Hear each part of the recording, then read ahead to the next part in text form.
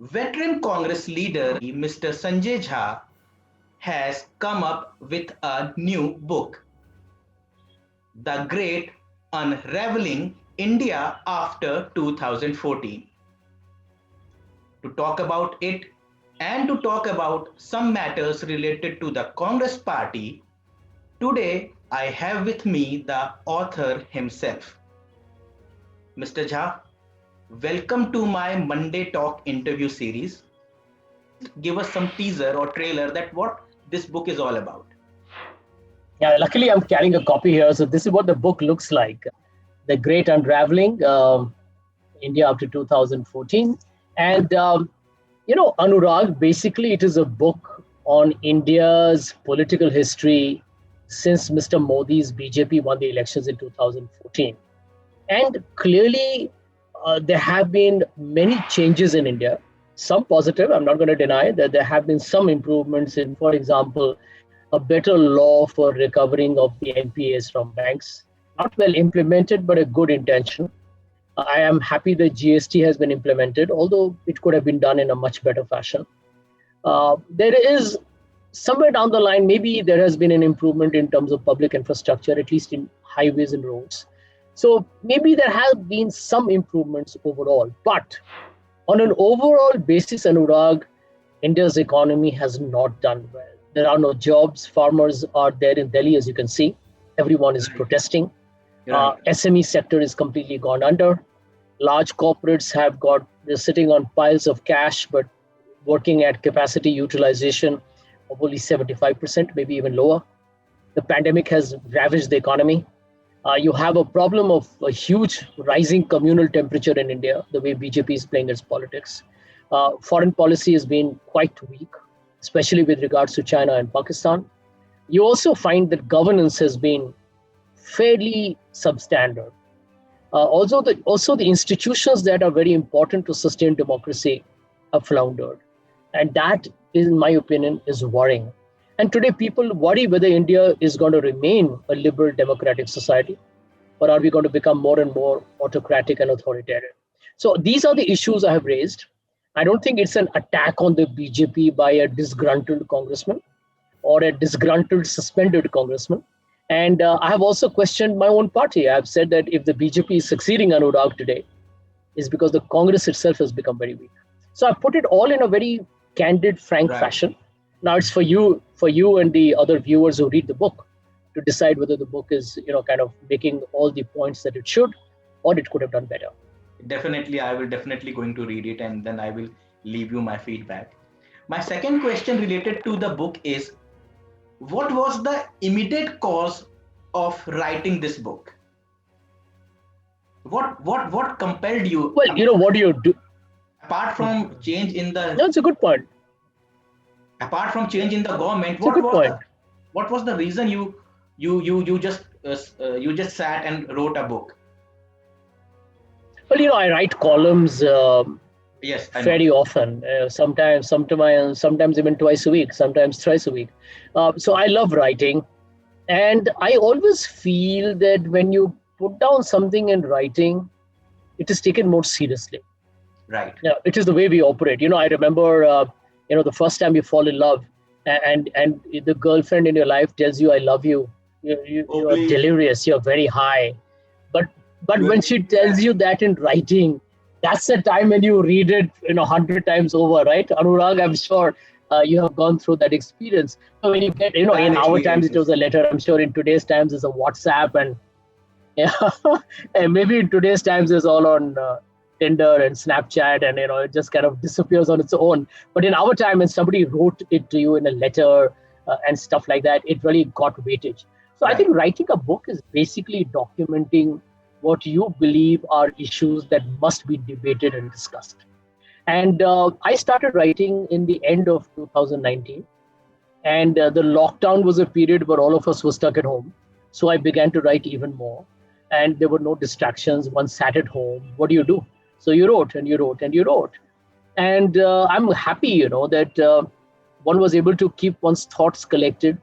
And I used to just corner myself in my room and sit at my desk where I'm sitting currently. By the way, this is my daughter's room, and she's currently out of the country. And I sat here and I wrote and I wrote and I wrote and I wrote. And it took me around 6 months, but I put the entire story out. And I hope you like the book because it's a very candid book. And I want to make a point here, Anurag. Most politicians write a book when they're at the end of their career, when they're at the December of their career, when they believe they have no political stakes anymore. So they don't mind calling a spade, a shovel, a shovel. I've written it when I'm pretty much in the thick of things. Yeah. I'm pretty much in politics. I'm not going Yes, away anywhere. I'm going to be part of it. And let's see what happens tomorrow. Yeah. just one last question related with the book. What is your favorite part in the entire book? Any specific thing? My favorite part in the entire book. Well, my favorite part actually is the introduction, the prologue, because I think what I write there is based on my experience. Um, the build up to the book. I give you incidents. I tell you about the fact that when the Congress Party lost in 2019, I got a message from a friend of mine, a very, very dear friend of mine. And that message from that friend left me very distressed. I was very disappointed with myself because she knows me. She doesn't know everybody in the Congress. And she told me that if the idea of India dies, you are responsible. And I thought about it, Anurag. It made me feel in the pit of my stomach. I felt weird. I felt responsible. I felt as if I had let the expectations of all the party supporters down. Obviously, And I do think that when you begin to reflect on it, it hits you. It hits you hard in your stomach. Yeah. So I believe the beginning of the book sets the pace for the entire book.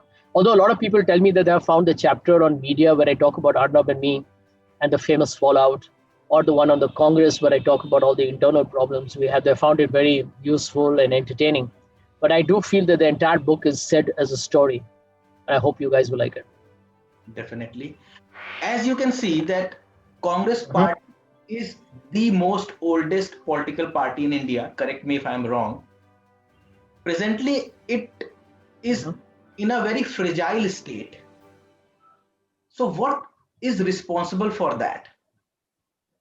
मतलब हमने कभी ये सोचा नहीं था कि इतनी बड़ी There party, are many reasons. इतनी पुरानी पार्टी कभी इस हालत में आ जाएगी कि इतनी ज्यादा उसकी what I am trying to say कि बहुत इस समय बड़ी नाजुक दौर से कांग्रेस गुजर रही है. What is the reason behind that? देखिए ये सच्चाई है, इसको स्वीकार करना हमारी जिम्मेदारी है और सच का सामना तो सबको करना ही पड़ता है. और अनुराग जी मैं कहूंगा कि the Congress is facing an existential crisis. It is. Right. Nobody should deny that. And there are many reasons. I mean, I don't want to get into a grocery list of reasons, but one of them obviously is that the party has been lazy, it's been laid back. It has also been very arrogant to believe that it will come back on its own, that Janta will just vote it back. Janta has moved on. Janta is now trying other parties. So, the party has been very lazy in my opinion. अब 6 साल हो गए, आपने एक बार भी कोई चिंतन बैठक नहीं किया, कुछ शिविर नहीं किया. The other day there was a meeting with the Congress president and the decision was taken that we will do a Chintan Shivir. Now you take 6 years to figure that out. If the party, after losing 2 Lok Sabha elections, where we get 44 and 52 seats, after 6 years it realizes that we should think about what to talk. I mean, this sounds like a joke to me. I was too shocked, yeah, to be frank, Anurag. The reason why I was suspended was because I said I'm stunned. I can't accept Yes, that. I have read that. I have read. To me, it was absurd. I would say that if I was the Congress president, hypothetically, I hope nobody in the Congress will suspend me for this again. If I was technically the Congress president, I would have had 40 meetings, 50 meetings, and just with a few members of the CWC, I would have met 100 meetings with other people across the country. अभी हम लोग एक meeting करते हैं तो वही एक event हो गया, वही एक ड्रामा हो गया. Clearly the party is living in some fool's paradise and it has to wake up and smell the coffee, Anurag. There's no other choice. My another question is, Prime Minister Narendra Modi and Mr. Rahul Gandhi are in fact the most popular, and talked about politicians in India. How you see these two gentlemen? Mm, tough question. See, I'll tell you, I think they are contrasting leaders in many ways. But I think there are also some, issues on which I think both have something to explain to the people. I mean, a lot of people in the BJP tell me that it has become very centralized. Even the Congress has been very centralized. Right. You don't find too many people in BJP questioning the leadership. In the Congress, you question Exactly. leadership, you are suspended, you're sacked. So these are commonalities. But there is one big difference. Mr. Modi is a relentless traveler, communicator, and he loves power. He's got a hunger for power. And politics is about power. What do you do when you win an election? You get power, right? You're in Right. government. I think that is a big difference between the two of them. I think Rahul probably waits for things to happen. Mr. Modi makes things happen. So that's a significant difference. You got to set the agenda. You want to win an election, you set the agenda. Right. And then you Whether work. Mr. Modi makes a mistake, yeah, whether you make a mistake with demonetization or with GST or with lockdown, Mr. Modi takes big decisions. I think the Congress, and it's not just Mr. Gandhi, but we are reactive. We are very, we just kind of respond to the BJP. We're not setting the agenda at all. And I do believe that Mr. Modi has got the experience today of being able to gauge the pulse of the people. I think Rahul has not yet been able to make that kind of a direct relationship with the voters or with the people to be able to make a connect. Now, if you look at Mr. Modi, he does Man Ki Baat.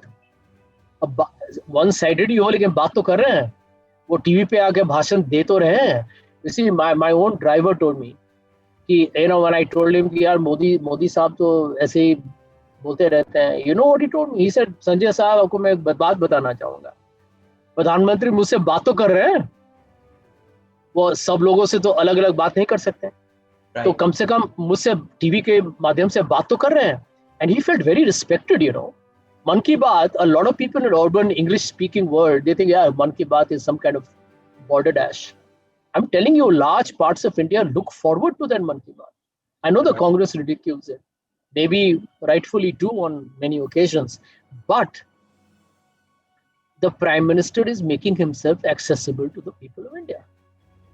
Rahul is not doing enough. I mean, one of the mistakes he's making, in my opinion, is not engaging with the media. And these videos and tweet will take you to a certain pocket of audience. They don't take you to the length and breadth of this country. Even I will love to. I have a very small website, but still I will love to talk to Rahul Gandhi if he agrees. I don't know if he will be. Anyways, so you are a very veteran Congress leader. That's no doubt. I have seen you from, I don't know from since when. So मैं आपसे एक चीज पूछना चाहता हूँ. If you had seen my one of the interviews, it was year back. मैं मिला था मिस्टर मणिशंकर अय्यर से. So during the interview, if you will see it, it is there on my website. He said that he waited for 2 months to get a meeting with Mr. Rahul Gandhi, and it is on camera. He said that. Is Rahul Gandhi so much inaccessible? क्या मतलब वो इतने ज्यादा मतलब unreachable हैं कि veteran Congress leader भी उनसे नहीं मिल सकते? क्या ये सच है? अब यदि मणिशंकर अय्यर जी ने कहा है तो वो सच ही कहा होगा. झूठ क्यों बोलेंगे? He worked with Mr. Rajiv Gandhi, Rahul's father. Right. वो तो राहुल को अपने बेटे के समान देखते होंगे. तो कोई अपने परिवार के किसी शख्स के साथ जानबूझकर क्यों झूठ बोले? I think that is the tragedy of the Congress. Or Rahul is surrounded by a strange lot of people. I think that there are a bunch of real self-serving people who basically are keeping guard about who meets him and who doesn't, and they have become a power center. And I think they are only looking at their own self-interest. They don't care for Rahul Gandhi. They don't care for the party. But it's Rahul Gandhi who's getting bad publicity. So I hope Mr. Gandhi does something about it. What is the one biggest change Congress party should introduce in itself? Well, the first thing the Congress party should do is to make sure that hereafter going into the future, not a single post with the responsibility like Congress president, Congress working committee, state level, district level, block level. There should be a fair contest, a transparent contest, and a contest of integrity. There should be no bogus voting and etc. And it should result in an organization where the junior most person in the organization can rise to the top. One of the reasons, Anurag, that Mr. Modi's Chaiwala story has become a popular rage and people voted for it is because they said, well, in the BJP, it is possible that you can be a Chaiwala and you can become the country's prime minister. Nobody had heard of Mr. Modi in 2002. Yeah. 12 years later, is the country's prime minister. Think about it. Nobody had heard of him. Huh? Not many people had heard of him. And look where he is today. So I do believe that, that meritocratic, transparent elections will strengthen the party at the grassroots level. This is a party, Anurag, with a lot of wonderful talent. Right. But people don't get a chance to express their capabilities because of the structure that we have, which doesn't allow the best people to rise to the top. As you know, Congress party is again in search of a new president. And if rumors are to be believed, then it is being said that Mr. Rahul Gandhi is the hot choice. आप किसको देखना चाहते हैं as a Congress president? Do you want to see Mr. Rahul Gandhi as a Congress president again? Anurag ji, Rahul ji ने खुद कहा था जब उन्होंने इस्तीफा दिया था 2019 में कि मैं चाहता हूं कि कोई ऐसा व्यक्ति जो गांधी परिवार का नहीं हो वो अध्यक्ष बने कांग्रेस पार्टी का, और मैं उनके साथ इस बात से इत्तेफाक रखता हूं। ओके, थोड़ा सा नेशन की तरफ आते हैं। What do you think? मैंने ये बहुतों से पूछा है, मैं आपसे भी पूछ रहा हूँ और मैं जानना चाहता हूँ because I want to know what people say about it. What do you think is most important right now in our country? Construction of new temple, mosque, a new parliamentary building, or improving our GDP and providing employments to the youth? What is more important?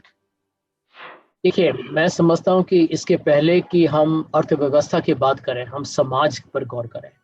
We don't live in an economy, we live in a society.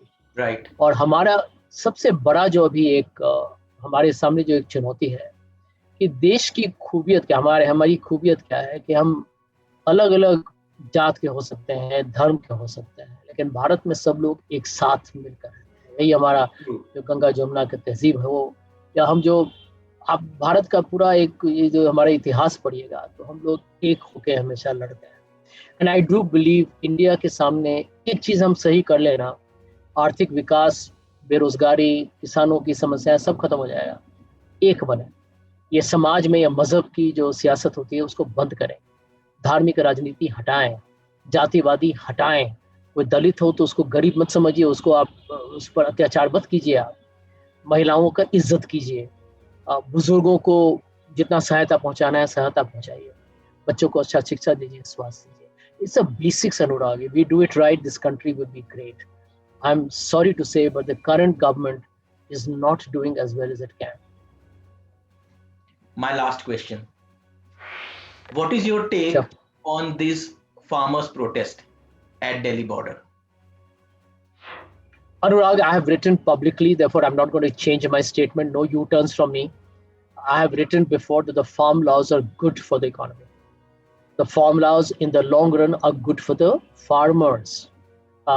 These are things that were also there in the Congress Party manifesto.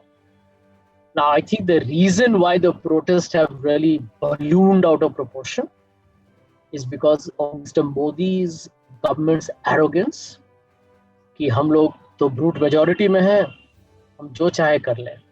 आप इसमें बातचीत नहीं की लोगों के साथ, आपने लोगों का जो भी उनका सुझाव था आपने सुना नहीं, आपने उनको इज्जत नहीं दिया, आपने उनका आदर सत्कार नहीं किया, और आपने संसद में भी फटाफट महामारी के बीच में अपने ऑर्डिनेंस ले आई, बातचीत नहीं होनी दी संसद में, और किसानों के साथ बात किया होगा, लेकिन आपको ढेर सारे जो प्रतिनिधि हैं उन सब के साथ आपको वार्तालाप करना आपकी जिम्मेदारी है।